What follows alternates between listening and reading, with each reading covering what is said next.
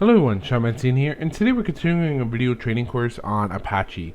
Today we'll be talking about virtual hosts. What virtual host does is that it allows you to host multiple websites and multiple different folders. So we'll dig right in. So pretty much right now, we've already set up our Apache server. You already know about the important files and folders of Apache. But now the one thing is, by default, Apache without other configuration is set up to host just the one website. So I have a couple of websites, a couple fake sites that I have that are pointed to this server. So if you notice, Mancini.com, I get it works. Supersite.com, it works, and then by IP I get the same page, it works. So just to illustrate this, what's going on here, if I go var www and modify the index.html to I'm here, by default, if I go to direct by the IP, I get I'm here. If I go to supersite.com, I'm here. Mancini.com, I'm here. This is because since there's no other host but 000 default enabled, that's the only page Apache can serve you. So that's why we're all getting the same page. So what happens is that what we need Apache to do is read the HTTP request for Mancini.com, realize that Mancini.com is located in a different folder, and move over and serve me the index.html file that's in that directory. So I'll show you how to do that. So first thing we need to do is create two directories for our sites. So one will be Mancini, one Supersite. Okay. So now you have two folders, Mancini and Supersite. Next thing we want to do is start modifying our Apache server. Okay, so first thing you need to do is, actually, since we're here, before we go to the configuration part, let's create a folder, a file that is index.html. Okay, doesn't have to be anything special, even just a header, just saying mancini.com.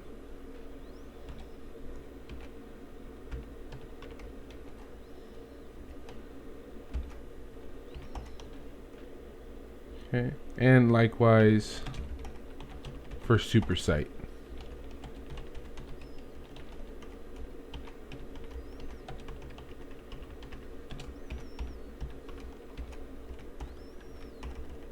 Okay. That way, when we test, we know that we're getting served those pages. Okay. So now what we need to do is create a virtual host file.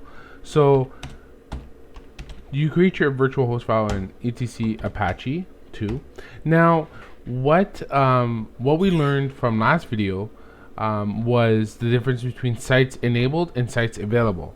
Okay, sites available are sites that are configured but have not been turned on Apache to serve, and sites enabled are sites that Apache is currently serving. So we need to create this in sites available, okay, because we need to make a configuration for these sites that we have not turned on yet. Okay. Another illustration I like to point out is that this is very common. So for instance, GoDaddy, right? GoDaddy is a web host provider that provides thousands, if not millions, of web pages. Okay. And in order to do that, they use this technique, the virtual host technique, to be able to serve these pages. So for instance, right, if we were to look up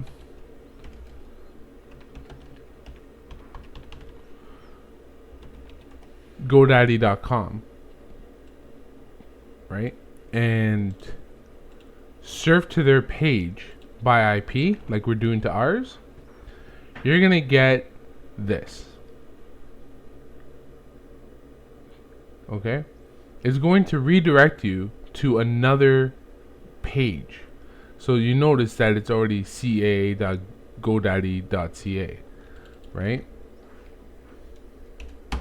So that just directs them to their page. But I cannot serve, like, this server probably hosts many different web pages. I cannot just serve to any page by IP. I need to put in the full URL to get there. Okay, so we're gonna do something similar to make sure that if someone does visit our site by IP, that they're only gonna be able to get one site. And sometimes you can configure it to not host any sites, so there will be no index.html. There'll just be a redirect to another page. Okay.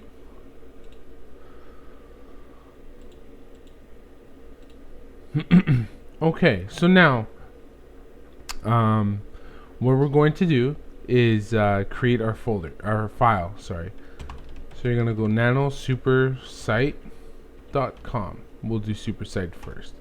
So these are the things that we're gonna need in our file. So the server name, and please follow this the syntax. So capital S in the server, capital N for the name. So server name, supersite.com. Okay. Next, we'll have to specify the virtual host, okay, which has to be all together. Okay. And then we're going to specify the port that it's listening on, which is 80. Okay. We're going to specify a server admin, say Sean@mancini.com. Okay. A server name, which will be supersite.com. And then a server alias.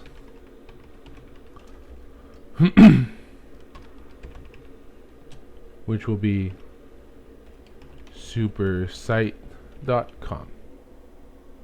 Okay. Sorry, www.supersite.com. Okay. Then we'll have to specify the document root. If you remember from our last video, the document root is pointing Apache to where the files for this site are. Okay, so we're going to do document root /var/www/supersite. Okay, make sure to close off the configuration above with /virtual-host. Okay, and now go ahead and enable the site. So how do you enable a site? Pretty simple. One little command. A2 in site supersite.com. Okay, so pretty much what happens is that it moves the supersite.com file from sites available to sites enabled, and that requires Apache to be reloaded. Okay.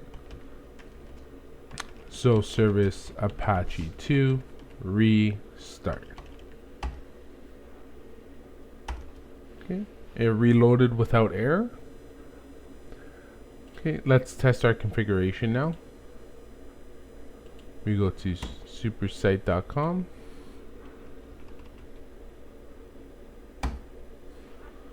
Okay, let's get a fresh browser here just in case.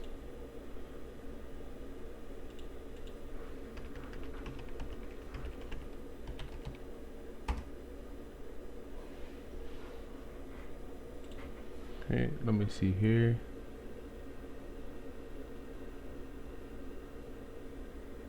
Oh, we did have an error.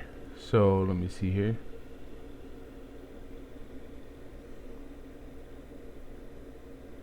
Okay. Name or service not known. So let's see. It didn't like it did not like some of our configuration here. So let's see here.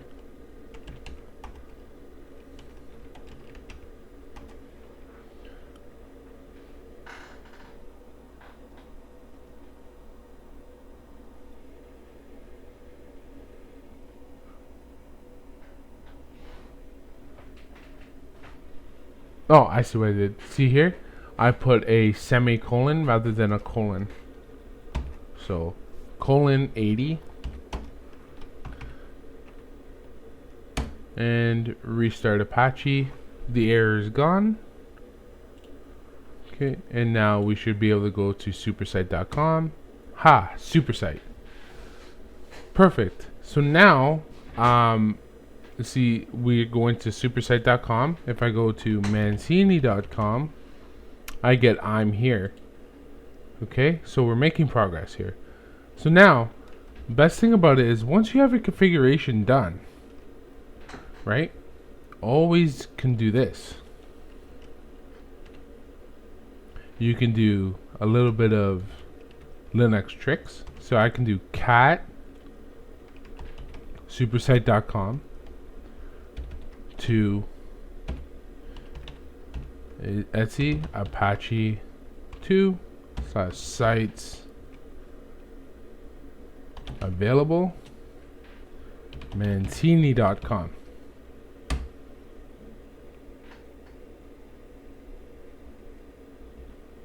Oh, sorry. Perfect. So what did I just do there? If you've seen some of my videos, you've been watching me for a while, you'll know that I did a video on how to do certain commands in Apache, in Linux, right? So the cat command will display just like this, right?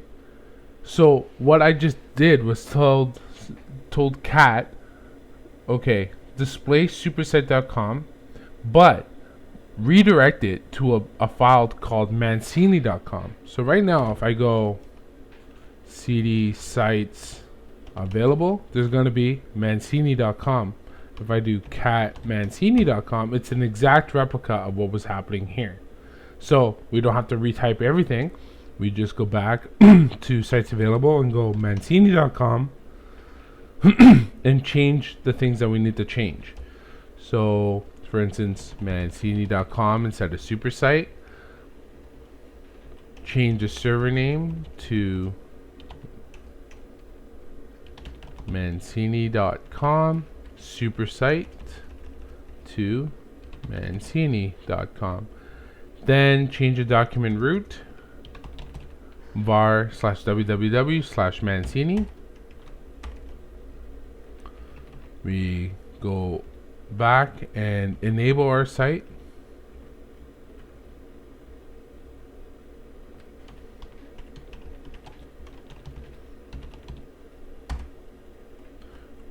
Okay, so I enabled the site. Nope.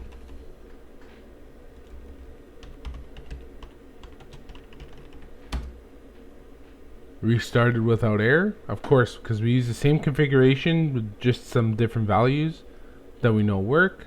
And if I go to mancini.com, boom, mancini.com, supersite has its file. And now if I go to direct to the page, I get I'm here. Okay, so that is how you set up your virtual hosts. And so that's basically what the configuration is. Pretty simple.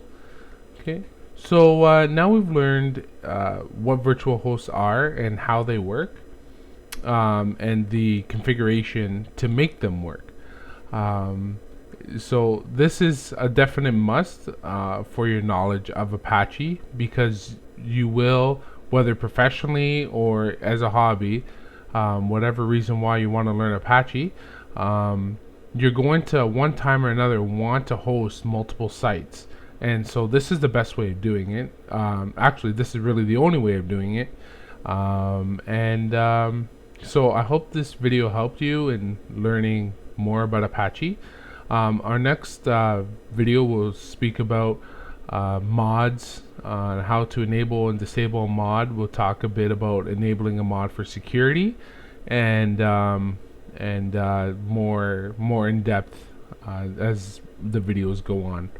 If you have any questions or comments or how we can make this video better, I'm all ears. Please leave the comments in the comment section below. You can also visit my website, SeanMancini.com, and thanks for watching.